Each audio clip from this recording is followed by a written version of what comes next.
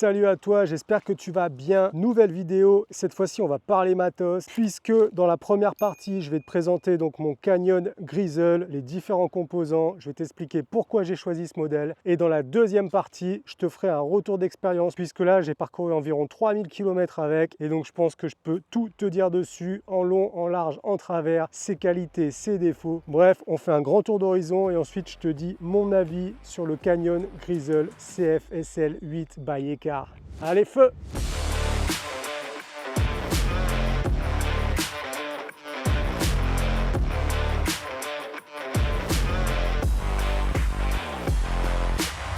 Alors le Canyon Grizzle, donc un vélo gravel typé pour l'aventure, qui a un max de points d'attache, il y a des inserts partout, sur la fourche, sur le top tube, bref, tout ce qu'il faut pour mettre de la bagagerie. Et ça c'est parfait si tu as prévu de faire un peu d'itinérance. Si tu me suis sur les réseaux, tu sais que je suis complètement dans ce domaine-là, puisque je fais de l'ultracyclisme et je pars à l'aventure avec mon vélo. Dans une vidéo précédente, tu as pu voir que j'avais aussi un Canyon Grail et du coup j'ai switché sur le Grizzle, mais je t'expliquerai après en détail pourquoi, parce qu'il n'y a pas juste une histoire d'insert pour la bagagerie. Donc le Canyon Grizzle, cadre en carbone, vélo qui fait moins de 10 kg, il fait 9 kg 2 ou 3 de mémoire, donc relativement cool, léger, hyper robuste. Si tu as des doutes sur le fait d'avoir un gravel en carbone, je peux te dire que je lui en ai mis plein la tête. Et pour l'instant, il n'y a rien qui a bougé, il est encore nickel, donc gros point positif là-dessus. Le groupe dessus, c'est un groupe Ekar, donc Campagnolo, c'est italien, c'est européen, et ça fait plaisir. Alors c'est pas courant, mais pour être passé d'un groupe Shimano à un groupe Campagnolo, le temps d'adaptation, il est très court dans le sens où j'ai dû faire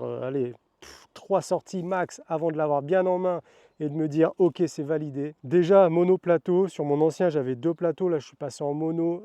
Niveau mécanique, niveau panne, on est au top, il peut rien t'arriver quasiment. J'ai dû dérailler une fois en 3000 km et c'est vraiment parce qu'en plus j'ai abusé, j'étais pas du tout dans des chemins de gravel, j'étais dans des grosses pistes VTT hyper engagées. C'est la seule fois où j'ai déraillé, donc autant te dire que là-dessus il n'y a aucun souci. Au niveau de la transmission, donc monoplateau, 13 vitesses à l'arrière, c'est un 40 à l'avant et j'ai un 10-44 à l'arrière, mais tu as plusieurs, je crois que tu as 3 versions différentes. Sur le mien, c'est le 10-44. Je passe vraiment partout avec ça. Alors je vais t'expliquer aussi pourquoi je le trouve aussi bien. C'est qu'après 3000 km, j'ai jamais eu besoin de régler mon dérailleur. Quand je passe une vitesse, ça passe. Il n'y a pas un moment où tu te retrouves un peu le cul entre deux chaises là à chercher ta vitesse. Ça n'arrive pas. Franchement, il est d'une précision. Ce groupe, il est extraordinaire. J'ai pas souvenir qu'il y avait ça sur le Shimano, mais à vérifier. Je ne veux pas dire de bêtises, mais en tout cas sur le Ekar, ce qui est bien, c'est quand tu démontes ta roue arrière, tu as un petit loquet qui vient bloquer ton dérailleur en position haute. Donc pour le transport, c'est pas mal.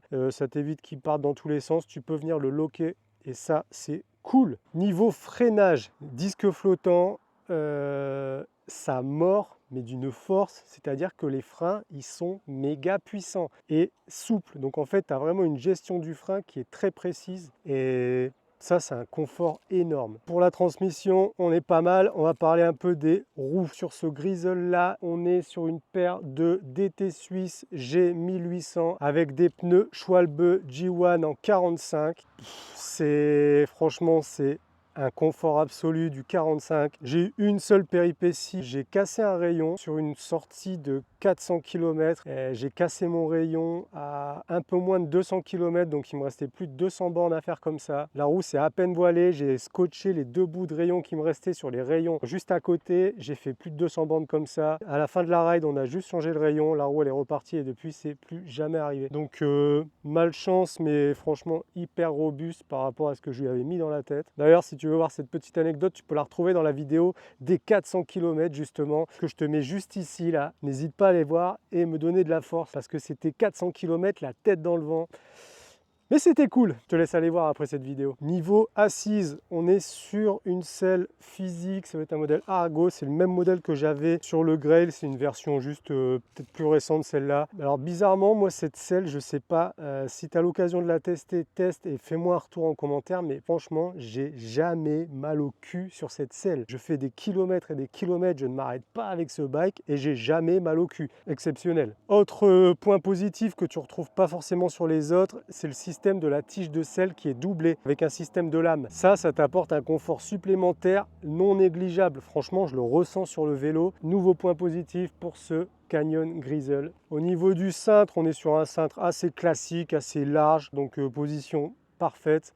En tout cas pour moi, je me sens hyper bien dessus. Après ça, c'est les goûts et les couleurs, mais je te donne mon avis à moi. Je te dis pas que j'ai raison sur tous les points, je te donne vraiment mon avis après ces 3000 km passés dessus. En fait, d'un aspect général, ce Grizzle, il est vraiment méga confort. Il est taillé pour borner. C'est vraiment un canapé sur lequel tu vas pouvoir t'installer et passer des heures à pédaler au rythme que tu veux parce que tu as vraiment un groupe qui te permet de t'adapter à toutes les situations possibles, que ce soit sur la route ou sur du cassant, ça passe. Et vraiment, si je te dis ça, c'est vraiment que je l'ai poussé au max. J'ai fait du VTT, j'ai fait de la route, j'ai fait de la piste, j'ai fait toutes les conditions possibles. Le seul moment où ça a été très compliqué, mais c'est que c'était pas du tout adapté. Il ne faut pas oublier que c'est un gravel quand même. J'ai fait une sortie VTT en plein hiver, hyper grasse. Et là, forcément, ça glisse. Et en plus, c'est un peu de ma faute puisque j'avais pas assez dégonflé mes pneus pour partir. Donc bon, l'un dans l'autre, je sais pas qui a tort, mais faut pas oublier que ça reste quand même un gravel. On n'est pas sur un VTT.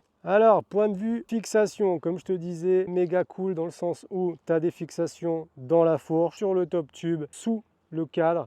Bref, tu peux attacher tout ce qui existe sur le marché. Moi, toutes mes sacoches Ortlieb, elles passent dessus. Rien à redire. D'ailleurs, tu peux aussi retrouver cette vidéo sur ma chaîne où je te montre tout mon set complet de sacoches pour partir à l'aventure. Je te la mets quelque part et sinon, tu as juste à aller sur ma chaîne, tu vas la retrouver. Bon, au niveau des fixations sur le cadre, moi j'ai mis mes deux porte-bidons classiques, un droit, un avec une sortie latérale, puisque souvent j'ai ma sacoche de cadre qui est là, donc ça me permet de sortir le bidon facilement quand elle est pleine. Et sous le cadre, j'ai mis un troisième porte-bidon qui me sert à mettre la boîte à outils tout simplement. Alors moi j'ai fait quelques petites modifs quand même, mais vraiment pas grand chose, hein. Mais le seul truc que j'ai changé du coup, c'est ma potence. J'ai mis une potence amortisseur Redshift et des prolongateurs parce que je roule plus sans prolongateur. Les 3000 km, je les ai fait sans cette potence à amortisseur. Ça s'est très bien passé. Je l'ai juste rajouté parce que là, je pars sur des très gros trips et j'essaye de maximiser mon confort tout simplement. Donc,